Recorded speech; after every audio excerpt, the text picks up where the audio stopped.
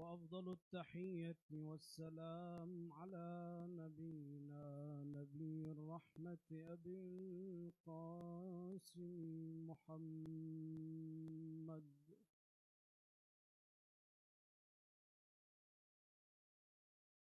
وعلى آله الطيبين الطاهرين واللعنة الدائمة على أعدائهم أجمعين.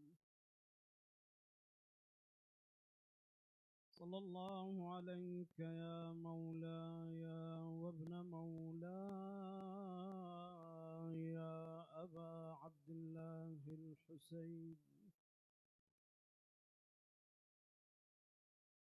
يا رحمة الله الواسعة، ويا باب نجاة الأمة،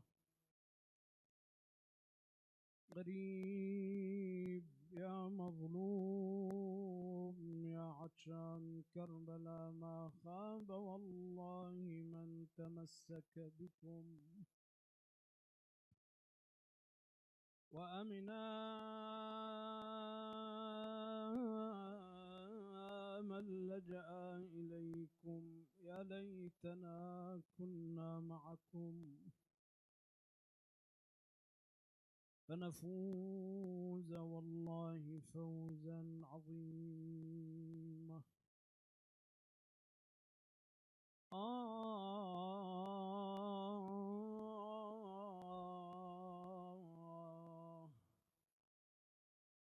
لا تركنن إلى الحياة، إن المصير إلى الممات. لا تركنن إلى الحياة، إن المصير إلى الممات. واعمل وكن متزودا بالباقيات الصالحات، واغنم لنفسك فرصة تنجو بها قبل الفوات. واذكر ذنوبك موقنا أن لا سبيل إلى النجاة إلا بحب بني النبي المصطفى، إلا بحب بني النبي المصطفى الغر الهداة.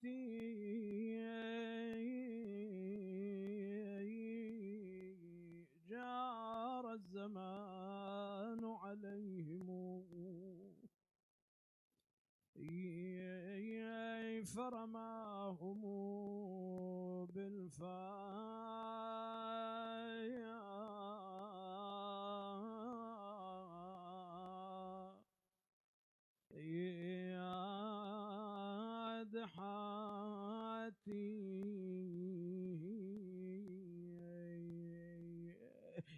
هذا قضاء قتلا وذاك مشردا خوفا الطغاة.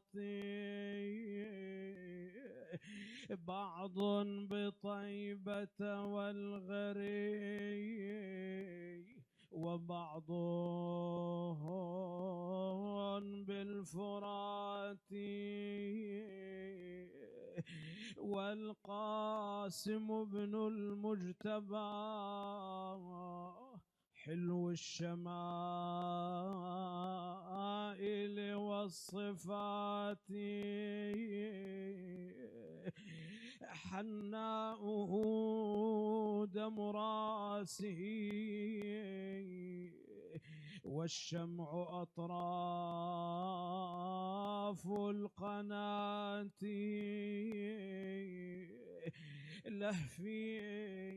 لهفي على وجناته بدم الوريد مخضبا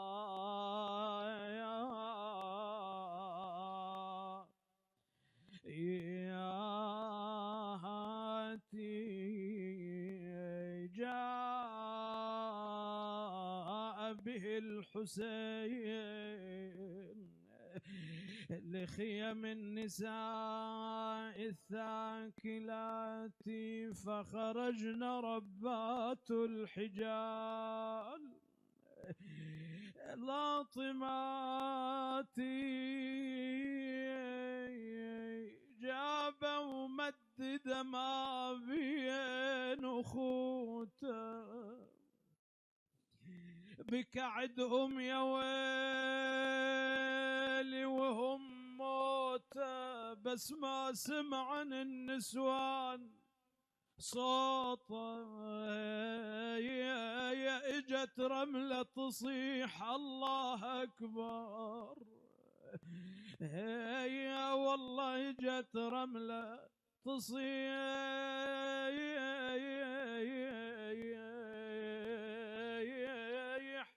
الله أكبر تقول له يا ابن مبارك ما بين 70,000 زفوك بدال الحنة بدم الراس حنوك يا والله بدال الحنة بدم الراس حنوك تقول له يا ابني انا اوين وانحب على فراقك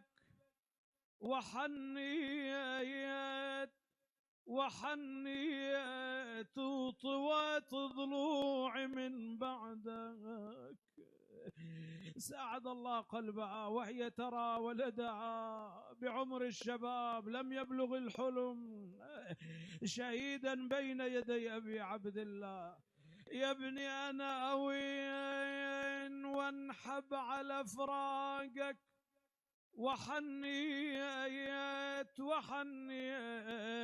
وطويت ضلوعي من بعدك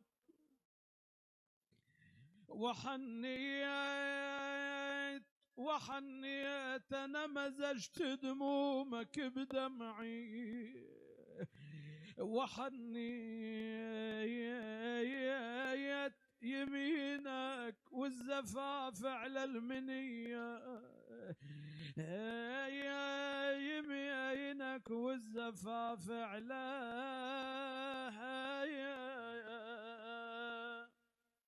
يا المنية إنا لله وإنا إليه راجعون وسيعلم الذين ظلموا آل محمد أي منقلب ينقلبون والعاقبة للمتقين لتعجيل فرج إمامنا صاحب العصر والزمان لقضاء الحوائج لشفاء المرضى إلى أمواتكم أموات الحاضرين إلى الأولياء والصديقين والشهداء رحم الله من أعاد الصلاة على محمد وآل محمد.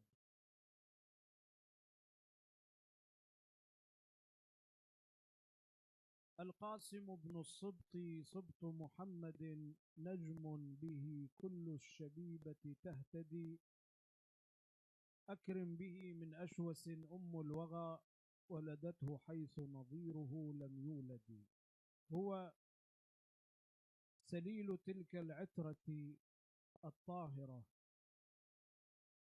جده المصطفى صلى الله عليه وآله جده أمير المؤمنين أبوه الإمام الأول أو الإمام الثاني بعد أمير المؤمنين بعد رسول الله الإمام الحسن المجتبى صلوات الله عليه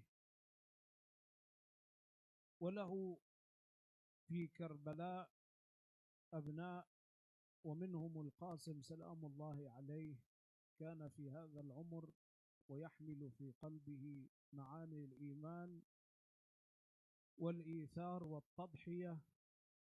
فقد ورد عن رسول الله صلى الله عليه وآله أن الله عز وجل يباهي بالشاب العابد، يباهي به الملائكة، يقول ملائكتي انظروا إلى عبدي هذا ترك شهوته لأجلي. فما أعظم هذه المرحلة في حياة الإنسان، مرحلة الشباب، وقد شدد عليها النبي صلى الله عليه وآله وأهل البيت، وأعطوا هذه المرحلة اهتمام بالغ، لأن كما ورد عنه صلى الله عليه وآله قال أن الشاب أو الحدث، هذا الولد الشاب، كل ما يعطى إليه يركن في قلبه، عن رسول الله صلى الله عليه وآله، كالأرض الخصبة. ولذلك علينا أن ننتبه إلى أبنائنا وشبابنا، من أين يأخذون علومهم، وبماذا يتخذون قدوة.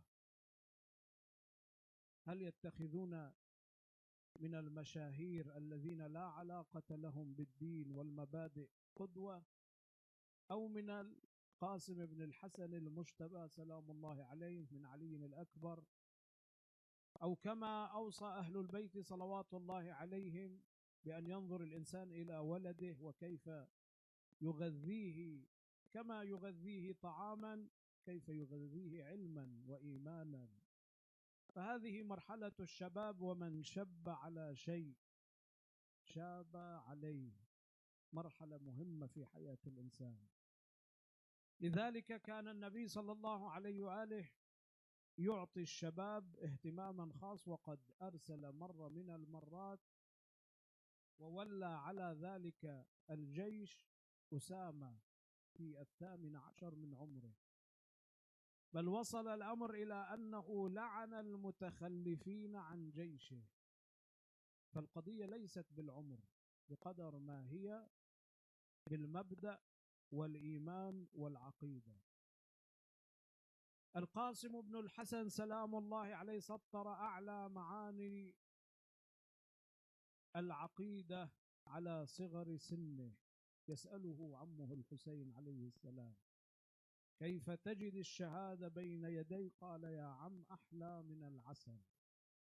هذا الجواب يدل على عميق إيمان القاسم بن الحسن سلام الله عليه، على معرفته بالأمور، يضع الأمور ويضع الأشياء في أماكنها على حكمته، وهذا إنما يدل على إيمانه ومعرفته.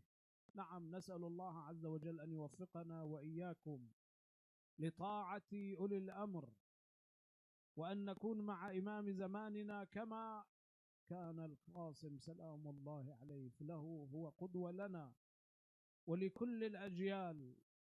حفر اسمه، فما بقيت هذه الدنيا يبقى ذكر القاسم بن الحسن على هذه المواقف المشرفة والعظيمة التي بينها في كربلاء. الإمام الحسين عليه السلام على صغر سنه كلما أتى إليه القاسم سلام الله عليه يرده، يقول: عم، لا أريد أن أجمع على أمك مصيبة فقد أبيك وفقدك.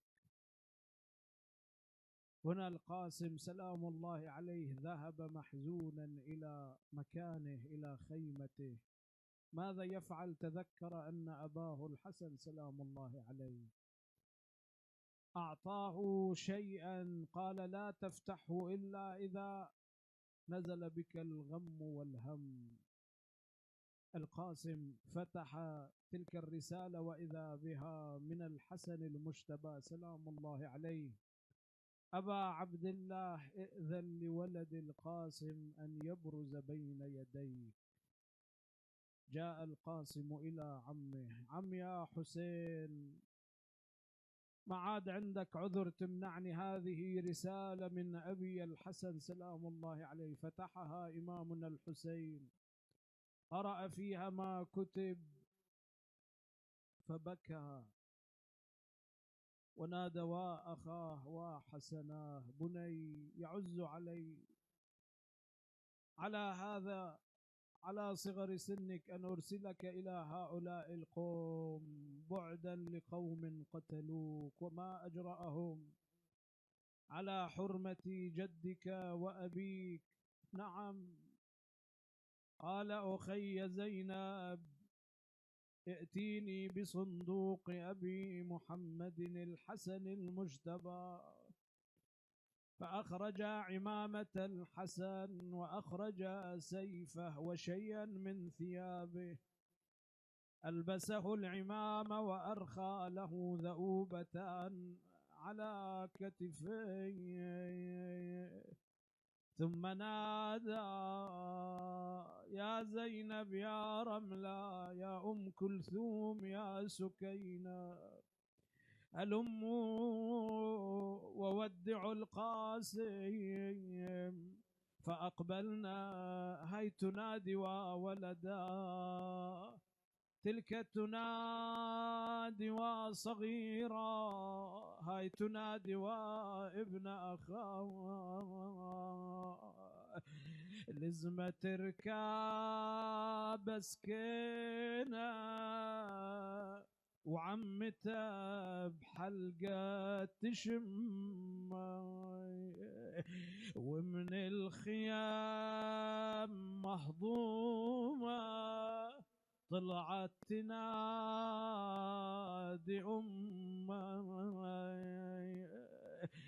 تقل يا جاسم الهلوقيت أنا ذاخرتك بالك تخيب ظنوني، هز الرمح وتكنى يا والد ادعي لي، أنا رايح يا والده من غير ما تقلي لي، عمي وحيد بكربلاء المن ضمن حيلي، انتي وعمتي زينب لما أنا غير نخوني، يقلها أوصيك يا يمه وصية،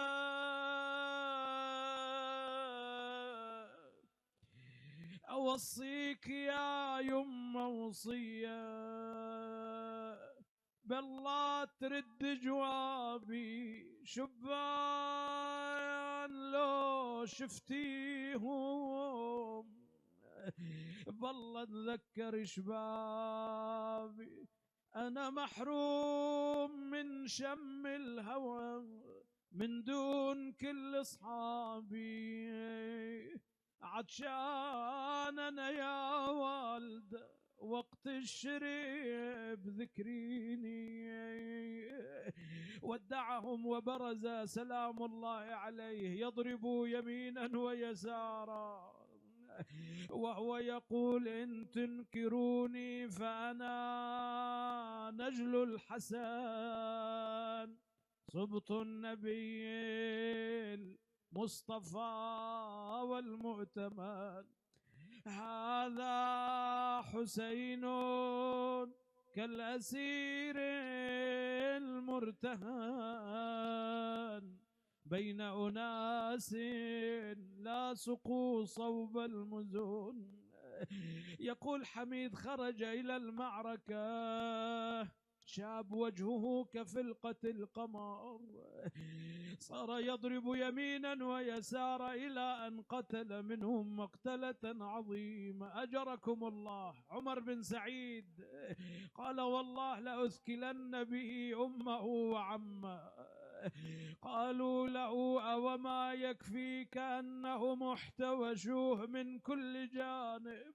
قال لا والله لأثكلن به عمه الحسين هذا وبينما القاسم يضرب يمينا ويسارا انقطع شسع نعله على صغر سنه وهو لا يعبأ بهؤلاء القوم، انحنى ليصلح حذاء يا ويلي، فاغتنمها هذا اللعين وضربه على أم راسه ففلقها متى وقع يفحص بيديه ورجليه وهو ينادي عم يا حسين أدركني.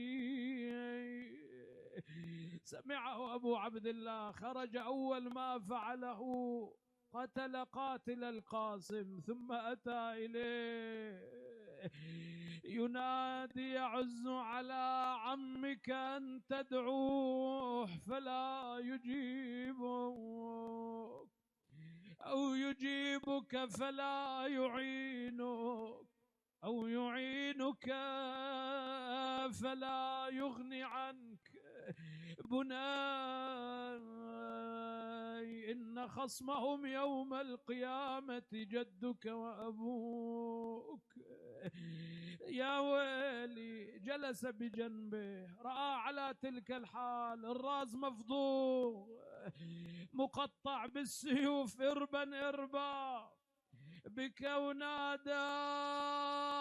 يا جاسم شبيدي يا ريت السيف قبلك حزو ريدي. يا والله هانلكم يا عمي تخلوني وحيدي، يا والله هانلكم تخلوني وحيدي. يقولون نادى إمامنا ببني هاشم احملوا القاسم بن الحسن، يقولون جاءوا بالقاسم إلى خيم الشهداء سعى ينادي وولداه وقاسما، وأخرى ينادي وولداه وابن أخاه. المصيبة على أمي رملة، خرجت إليه رأته بتلك الحالة، زينب وأخوات زينب بجنبها. وين الفاقد الشبان، وين الضايق اللوعاية، والله نريد نروح لمجاسيم نساعدها على الوناية. أقبلنا إلى جسد القاسم، هذه تنادي وولداه أيوة ابن أخاه، تقول له يا ابني يا ابني يا جاسم ولا مال، يا جاسم أنا ردتك ما رديت دنيا ولا مال، تحضرني لو وقع حملي ولو مال، يا جاسم خابت ظنوني ولا مال، يا ابني عند الضيق يا ابني قطعات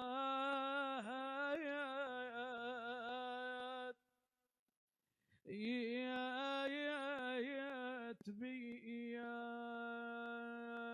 قل له يا ابني نايم على حر الثرى، نايم على حر الثرى شبيك يا ابني لو ان تنفد بالروح لفديك،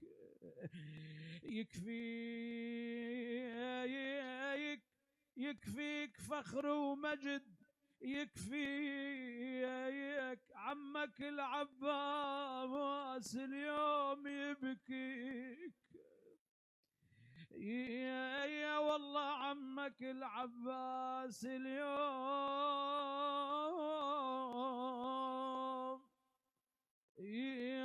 يوم يبكيك بني تقضي على شاطئ الفرات ظمأ والماء أشربه صفوا بلا كدر. إلهي ومولاي نسألك بالقاسم بن الحسن المجتبى